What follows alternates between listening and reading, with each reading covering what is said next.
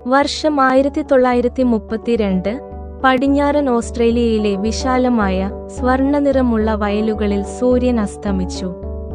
കുറ്റിച്ചെടികളിൽ നിന്നും ദൂരെയുള്ള കുന്നുകളിൽ നിന്നും 20,000-ത്തിലധികം എമുകളുടെ ഒരു വലിയ കൂട്ടം കൃഷിയിടത്തിലേക്ക് ഇരച്ചുകയറി. അവർ വേലികൾ ചവിട്ടി മെതിച്ചു. അവർ ഗോതമ്പ് തിന്നുതീർത്തു. ഒരു പ്രകൃതി ദുരന്തം പോലെ അവർ വിളകൾ നശിപ്പിച്ചു.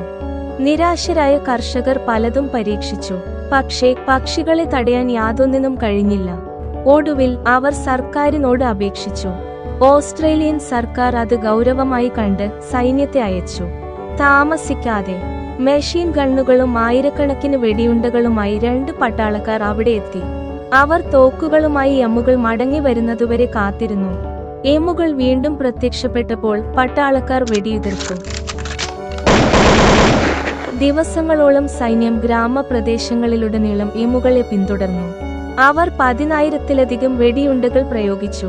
പക്ഷേ 100ഓളം പക്ഷികൾ മാത്രമേ കൊല്ലപ്പെട്ടുള്ളൂ. എമുകൾ വീണ്ടും വന്നുകൊണ്ടേയിരുന്നു. അവസാനം പട്ടാളക്കാർ കീഴടങ്ങി. അവർ തോക്കുകളുമായി തിരിച്ചുപോയി. ആ സംഭവം മഹത്തായ എമു യുദ്ധം എന്നറിയപ്പെട്ടു. പക്ഷികൾക്കെതിരെ യുദ്ധം പ്രഖ്യാപിച്ച് പരാജയപ്പെട്ട ഒരേയൊരു രാജ്യം ഓസ്ട്രേലിയ ആയി മാറി.